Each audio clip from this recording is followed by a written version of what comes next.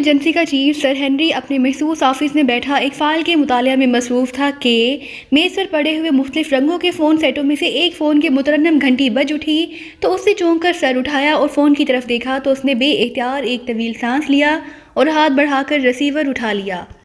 یس، sir Henry نے سخت لہجے میں کہا۔ آرنلڈ بول رہا ہوں سر۔ دوسری طرف سے ٹاپ سیکشن کے چیف آرنلڈ کی مودبانہ آواز سنائی دی۔ کیا بات ہے، کیوں کال کی ہے؟ سر ہنری کا لہجہ پہلے سے بھی زیادہ سخت ہو گیا۔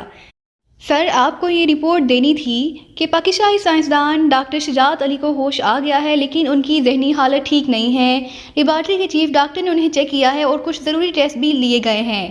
انہوں نے رپورٹ دی ہے کہ جس گیس سے انہیں پہلے بے ہوش کیا گیا تھا اور پھر اسی بے ہوشی کے دوران انہیں جو انجیکشن بے حس کرنے کے لیے لگائے گئے، ان کی زیادہ مقدار کے آپس میں کراس ہو جانے کی وجہ سے ان کے ذہن پر برے اثرات پڑے ہیں۔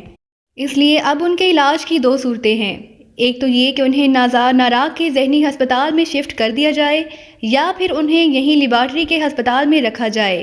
ان کا کہنا ہے کہ ناراق کے ہسپتال میں ان کی ذہنی حالت زیادہ سے زیادہ ایک ہفتے میں درست ہو جائے گی، جبکہ یہاں انہیں کم از کم 15 دن لگیں گے۔ آرنلڈ نے تفصیل بتاتے ہوئے کہا، انہیں یہیں رکھو، ناراق ان کی شفٹنگ ہمارے لیے رسک بن جائے گی۔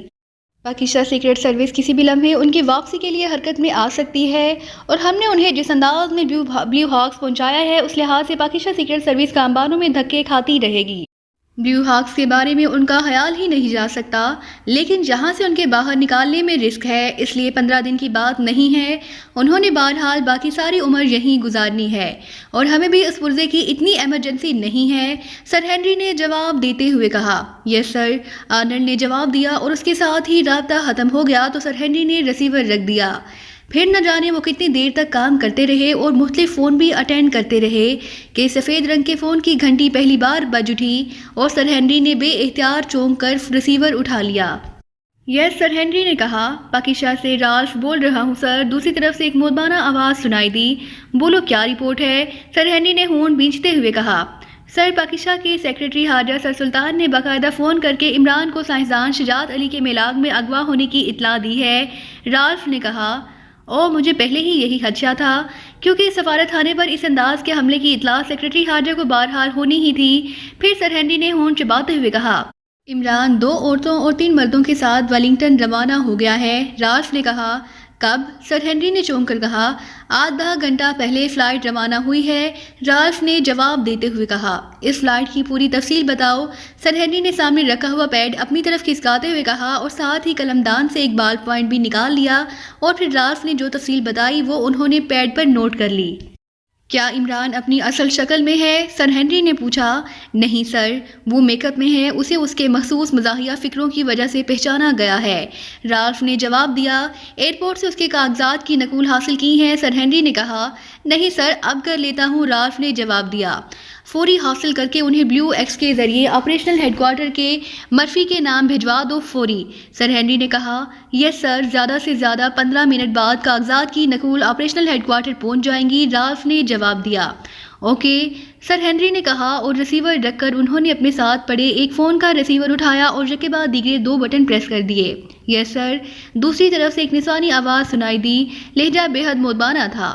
آپریشنل ہیڈ کوارٹر کے مرفی سے بات کراؤ، سر ہنری نے کہا اور ریسیور رکھ دیا۔ تھوڑی دیر بعد فون کی گھنٹی بج اٹھی تو انہوں نے ریسیور اٹھا لیا۔ یس، سر ہنری نے کہا۔ مرفی بول رہا ہوں چیف۔ دوسری طرف سے ایک مردانہ آواز سنائی دی، لہجہ بے حد مودبانہ تھا۔ پاکستان سے رالف تمہیں بلیو ایکس کے ذریعے چند کاغذات بھجوا رہا ہے۔ یہ کاغذات پاکستانی ایجنٹ عمران اور اس کے ساتھیوں کے بارے میں ہیں۔ وہ ہمارے خلاف کام کرنے کے لیے ایکریمیا آ رہے ہیں۔ فلیٹ جس پر وہ آ رہے ہیں ان کی تفصیل نوٹ کر لو، سر ہنری نے کہا۔ یس سر، مرفی نے جواب دیا تو سر ہنری نے سامنے رکھے ہوئے پیڈ پر لکھی ہوئی تفصیل دہرا دی۔ یس سر، مرفی نے کہا۔ عمران اور اس کے ساتھی میک اپ میں ہیں، اس لیے میں نے یہ کاغذات منگوائے ہیں۔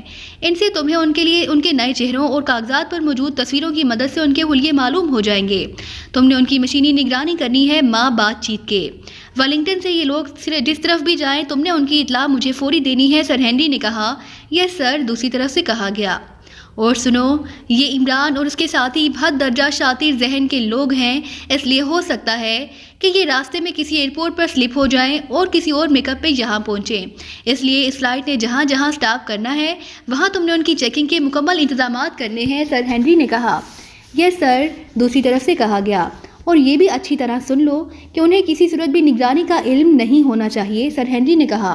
اوکے، سر ہنری نے کہا اور ریسیور رکھ دیا اور ایک بار پھر سامنے موجود فائل کی طرف متوجہ ہو گئے۔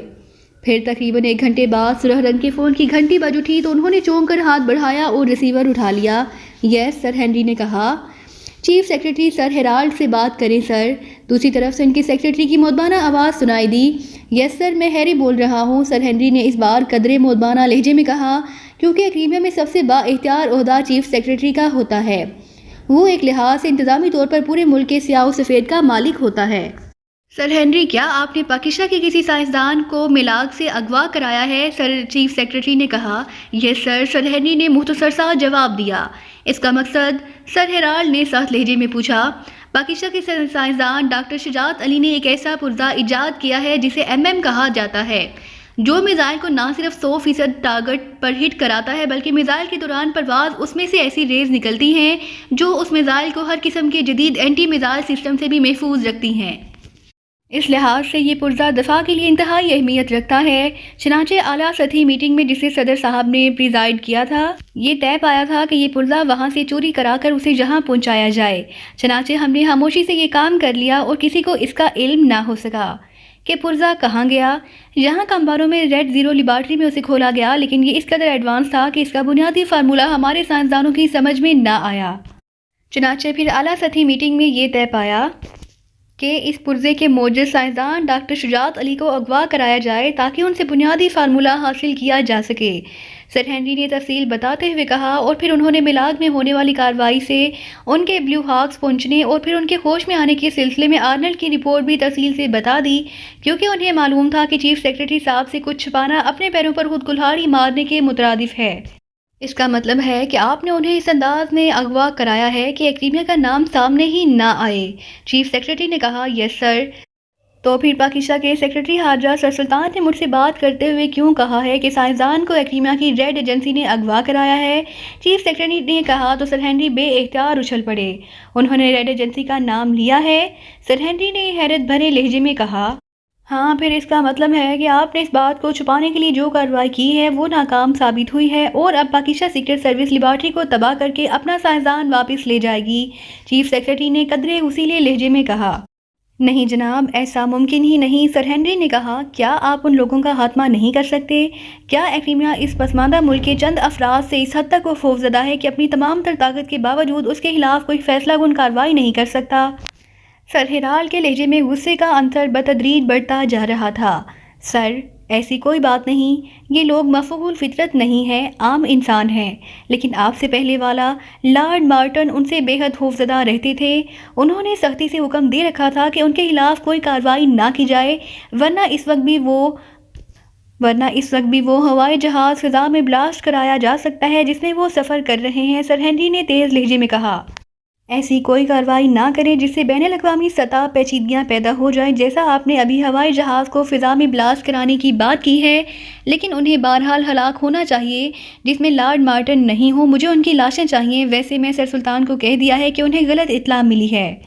ایکڈیمیا معمولی معاملات میں ملوث نہیں ہوا کرتا، سر ہیرالڈ نے کہا۔ ٹھیک ہے سر، اب آپ نے اجازت دی ہے، اب آپ کے حکم کی تعمیل ہوگی، سر ہنری نے کہا۔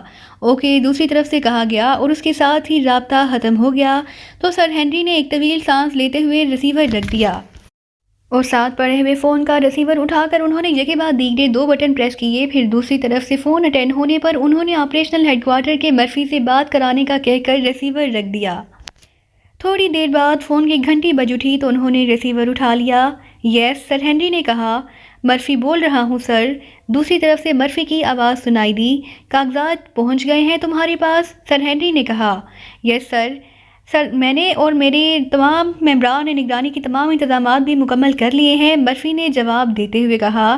اب سابقہ حکم میں ترمیم کر دی گئی ہے کیونکہ چیف سیکرٹری صاحب نے ان کی حرکت کی منظوری دے دی ہے، اس لیے اب جیسے ہی یہ لوگ ایکڈیمیا میں داخل ہوں ان پر پے در پے حملے کراؤ۔ مجھے ان کی لاشیں چاہیے جس قدر جلد ممکن ہو سکے، سر ہنری نے تیز لہجے میں کہا۔ یس سر، حکم کی تعمیل ہوگی۔ میں کلنگ سیکشن کے جیکٹ کو احکامات دے دیتا ہوں، وہ والنگٹن ایئرپورٹ کے باہر ہی سے کارروائی کا آغاز کر دیں گے، مرفی نے کہا۔ اوکے، سر ہنری نے کہا اور ریسیور رکھ دیا۔ انہوں نے کلنگ سیکشن کی کارکردگی کے بارے میں علم تھا کہ وہ مسلسل اور پے در پے کارروائی کرتے ہیں اور ان کی کارروائی اس وقت تک جاری رہتی ہے جب تک ٹارگٹ ہٹ نہ ہو جائے۔ اس لیے انہیں مکمل یقین تھا کہ عمران اور اس کے ساتھیوں کے ویلنگٹن ایئرپورٹ پر باہر آتے ہی موت ان پر جھپٹ پڑے گی۔ ترکی کے انٹرنیشنل ایئرپورٹ کے نزانٹ لاؤنج میں عمران اپنے ساتھیوں سمیت موجود تھا۔ عمران کے ساتھ صالحہ، جولیا، تنویر، صفدر اور کیپٹن شیل موجود تھے۔ چونکہ فیول وغیرہ کے لیے فلائٹ نے یہاں 1 گھنٹے تک رکنا تھا، اس لیے ان سمیت فلائٹ کے تمام مسافر ٹرانزٹ لاؤنج میں آ گئے تھے۔ عمران صاحب، آپ سارے راستے سوتے آئے ہیں، اس لیے آپ نے کچھ بتایا ہی نہیں کہ ہمارا ٹارگٹ کیا ہے۔ صفدر نے عمران سے مخاطب ہو کر کہا، انسان کی زندگی کا کیا ٹارگٹ ہوتا ہے؟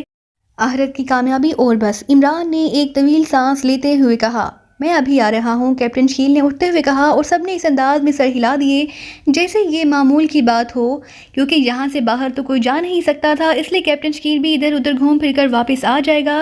طویل فاصلے کی فلائٹ میں ویسے بھی آدمی بیٹھے بیٹھے تھک جاتا ہے۔ جسے ساری کامیابیاں اس دنیا میں دے دی جاتی ہیں، اسے آخرت میں کچھ نہیں ملتا۔ تنویر نے منہ بناتے ہوئے کہا، اور تمہارا کیا ہوگا؟ دونوں طرف سے حالی۔ عمران نے کہا تو سب بے اختیار ہنس پڑے۔ عمران صاحب، اگر آپ یہاں پبلک جگہ کی وجہ سے نہیں بتا رہے تو کوئی اشارہ ہی کر دیں۔ صفدر نے کہا، تم لوگوں کی نفسیات میری سمجھ میں نہیں آئی، آخر تمہیں بے چینی کس بات کی ہے؟ مزے سے جہاز کی سیریں کر رہے ہو، ایکٹیمیا پہنچ کر عالیشان ہوٹلوں یا سجی سجائی کوٹھیوں میں رہو گے، جدید ماڈل کی نئی کاریں چلانے کو مل جائیں گی، گھومنے پھرنے میں کوئی رکاوٹ نہیں، اخراجات تمام سرکاری۔ اس کے باوجود تم اس طرح پریشان ہو جیسے مقتل گاہ کی طرف تمہیں لے جایا جا رہا ہو۔ عمران نے منہ بناتے ہوئے کہا، عمران صاحب، یہ انسانی نفسیات ہے۔ صالحہ نے قدرے غصیلے لہجے میں کہا، انسانی نفسیات؟ اچھا تو تم سب خیر سے انسان ہو؟ عمران نے کہا تو صالحہ بے اختیار شرمندہ سی ہو گئی، جبکہ باقی سب ایک ساتھ ہنس پڑے۔ تمہیں کس نے کہا تھا کہ تم اس پتھر سے سر پھوڑو؟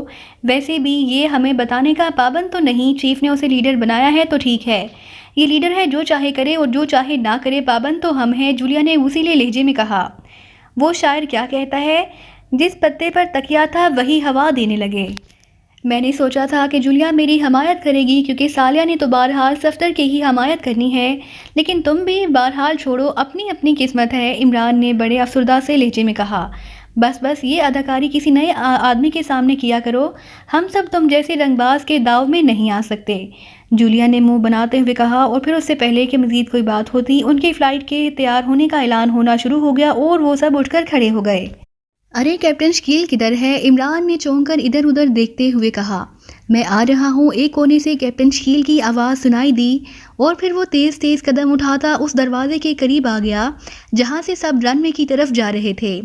صفدر، تم ادھر تنویر کے ساتھ بیٹھ جاؤ، میں عمران صاحب کے ساتھ بیٹھوں گا۔ جہاز میں پہنچ کر کیپٹن شکیل نے صفدر سے کہا، جو پہلے عمران کے ساتھ بیٹھا ہوا تھا، یہاں تک آیا تھا، اور صفدر سر ہلاتا ہوا عقبی سیٹ کی طرف بڑھ گیا۔ کیا ہوا؟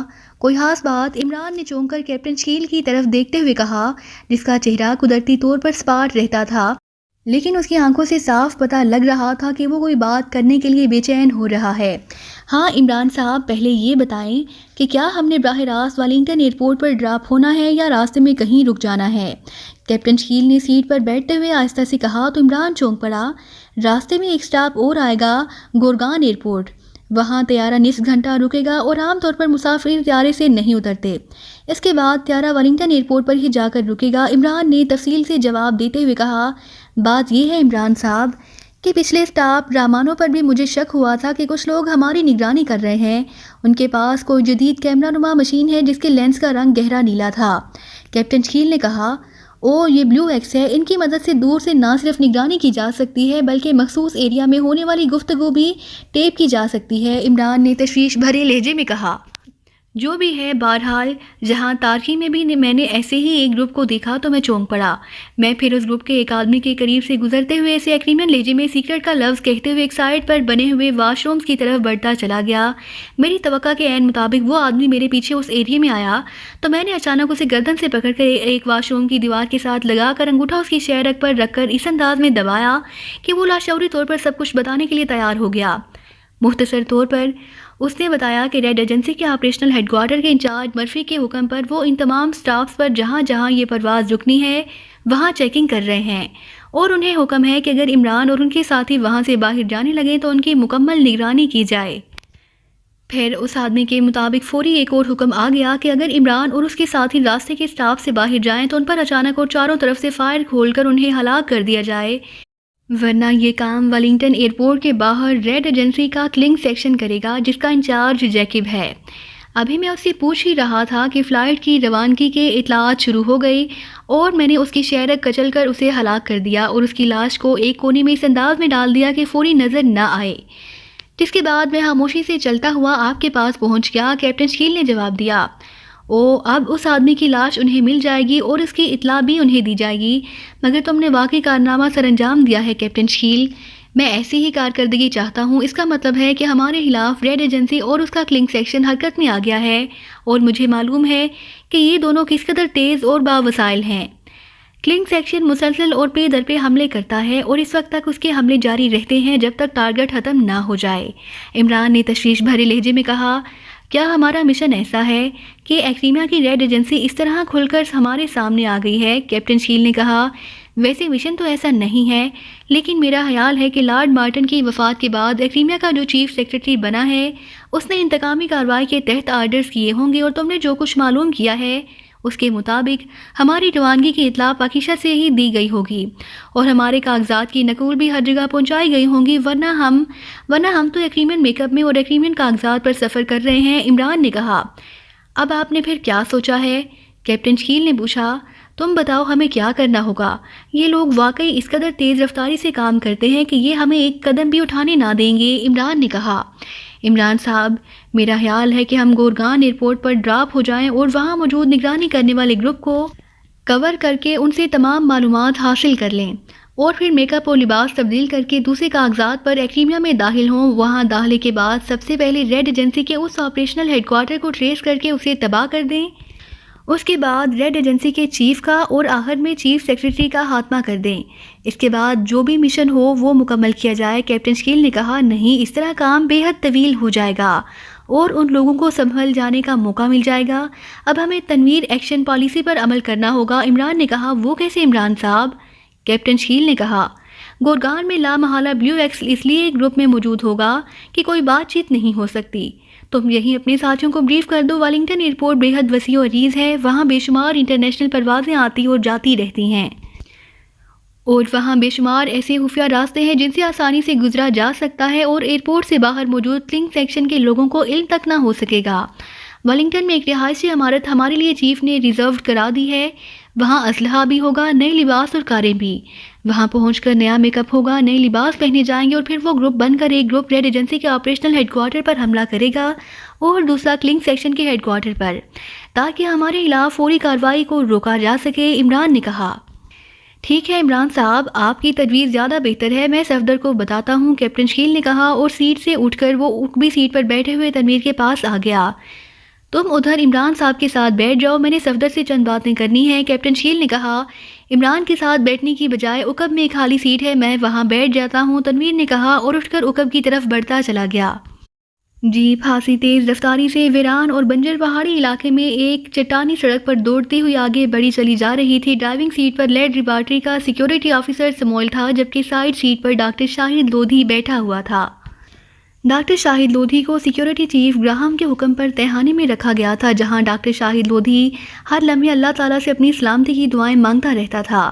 پھر تقریباً 2 روز بعد سموئل اس تہھانے میں آیا۔ اس نے ڈاکٹر شاہد لودھی کو بتایا کہ اس نے چیف سیکرٹری آفیسر گراہم سے اس کے لیے معافی نامہ حاصل کر لیا ہے، اس لیے اب اسے گولی نہیں ماری جائے گی بلکہ اسے لیبارٹری سے باہر کامبانو شہر بھجوا دیا جائے گا، جہاں سے وہ جس جگہ چاہے آزادی سے جا سکتا ہے۔ ڈاکٹر شاہد لودھی اس اطلاع پر بے حد خوش ہوا اور پھر سموئل نے اسے کہا کہ وہ اپنا ضروری سامان اٹھائے اور اس کے ساتھ کامبانو چلنے کے لیے تیار ہو جائے۔ ڈاکٹر شاہد لودھی نے ایک بیگ میں اپنا ضروری سامان پیک کیا اور پھر سموئل کے ساتھ جیپ میں بیٹھ کر لیبارٹری سے باہر آ گیا۔ لیبارٹری کی فائنل چیک پوسٹ پر بھی سموئل نے یہ بات درج کرائی کہ چیف سیکرٹری آفیسر کے حکم پر ڈاکٹر شاہد لودھی کو لیبارٹری سے نکالا جا رہا ہے اور وہ اسے کامبانو ڈراپ کر کے واپس آ جائے گا۔ وہاں ڈاکٹر شاہد لودھی سے بھی دستخط کرائے گئے اور پھر جب وہ جیپ میں سوار ہو کر لیبارٹری سے باہر آ گئے اور اب جیپ تیز رفتاری سے چٹانی راستے پر دوڑتی ہوئی آگے بڑھی چلی جا رہی تھی۔ یہ راستہ کہاں جاتا ہے؟ میں تو پہلے کبھی اس راستے سے کامبانو نہیں گیا، خاموش بیٹھے ڈاکٹر شاہد لودھی نے حیرت بھرے لہجے میں کہا۔ یہ کامبانوں کا شارٹ کٹ ہے، اسمال نے جواب دیا اور ڈاکٹر شاہد لودھی نے اسبات میں سر ہلا دیا۔ جیپ مسلسل آگے بڑھی چلی جا رہی تھی اور ڈاکٹر شاہد لودھی کے اندازے کے مطابق وہ لیبارٹری سے کافی فاصلے پر آ کر رک گئے تھے کہ اچانک اسمال نے جیپ کی رفتار آہستہ کرنا شروع کر دی اور پھر ایک بڑی سی غار کے دہانے پر اس نے جیپ روک دی۔ کیا ہوا؟ ڈاکٹر شاہد لودھی نے حیرت بھری نظروں سے اسمال کی طرف دیکھتے ہوئے کہا۔ آؤ میرے ساتھ، ایک ضروری بات کرنی ہے، اسمال نے نیچے اترتے ہوئے کہا۔ کہاں کرنی ہے؟ یہیں کر لو، ڈاکٹر شاہد لودھی نے کہا۔ نیچے آؤ، اسمال نے یکلخت انتہائی سخت لہجے میں کہا۔ اس کے ساتھ ہی اس کے ہاتھ میں سائلنسر لگا پسٹل نظر آنے لگ گیا تو ڈاکٹر شاہد لودھی کا چہرہ ایک بار پھر دھواں دھواں سا ہو گیا۔ وہ ایک لمحے میں سمجھ گیا تھا کہ اس غار میں اسے گولی مار کر پھینک دیا جائے گا اور پھر اس کی لاش بھی جانور کھا جائیں گے اور یہ اسمال واپس جا کر رپورٹ دے گا کہ وہ اسے کامبانوں چھوڑ کر واپس آ گیا ہے۔